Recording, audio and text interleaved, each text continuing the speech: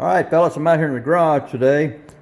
Thought I'd give a little update on where I'm at on the bench. Boy, I got a couple of them going on actually, and boy, this one right here, this is that 51 Henry J Sedan Delivery that I got from Jimmy Flintstone. I got the pan to fit. I'll roll it over here in a second. I got the pan to fit, and I got that firewall wedged up in there. Well, I'll tell you what, that was tough because this body, I've got it cleaned up on the outside fairly decent. Just a rough sanding on it. I still need to go around all the windows in the corners and clean things up. But the underside of this is the issue. This body is really thick. So everything that fits into the body from the bottom side, you got to carve a lot of stuff out to get things to fit. So that's about where I'm at. But I do have it. Let me roll it over and I'm going to show you now. Firewall's fitting in there fairly decent. The pan's fitting in there pretty good.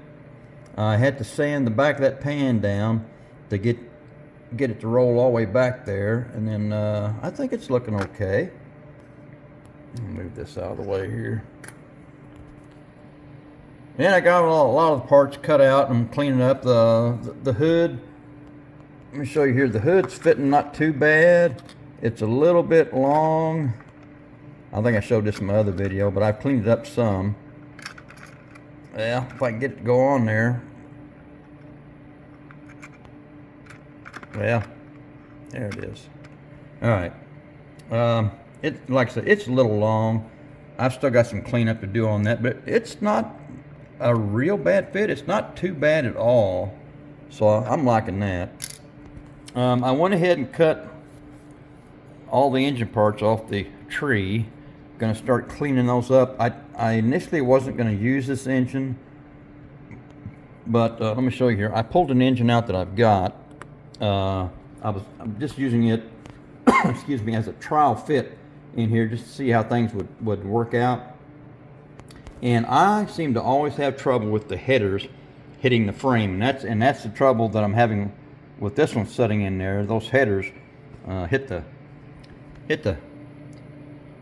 frame down in there, so it doesn't want to set all the way down. So, and you know, initially I was looking at this engine here. This is the Iceman's engine, and I tell you, these headers look like they're tucked in closer to the block.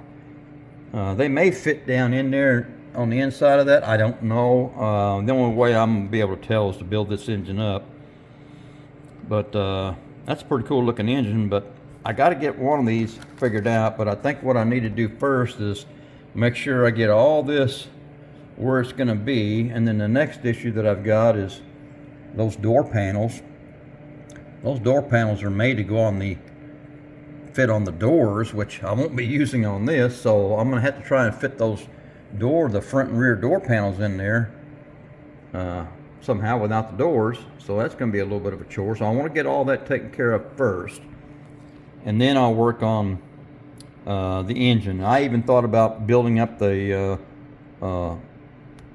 bottom of this engine, and then maybe using some of the parts off this, like the intake and the carbs and everything, for the top of the stock engine that came out of this kit.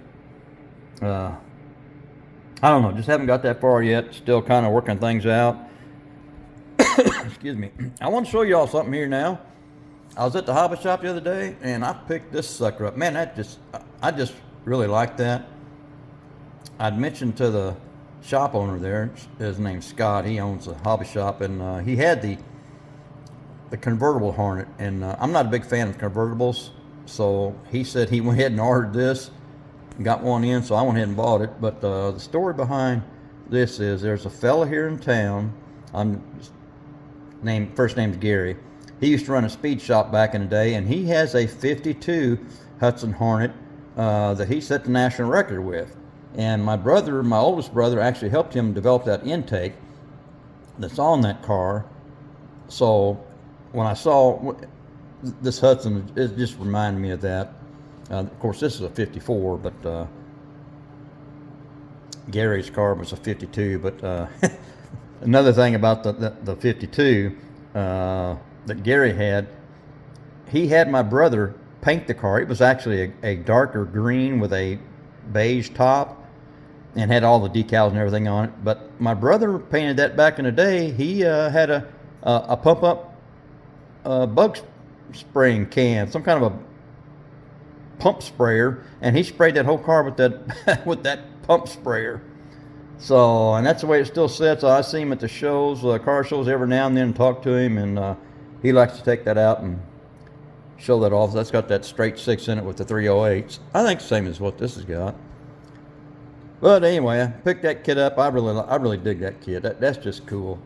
That's the Matty Weinspurs 54.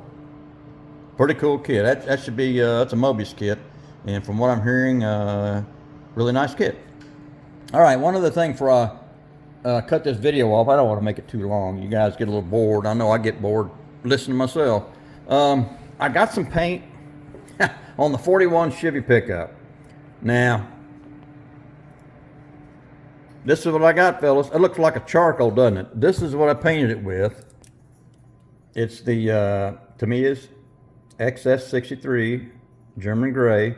Now this is a military color, so that's why it goes on flat. But once I hit that with the X22, it'll shine up. But I think she's looking pretty good.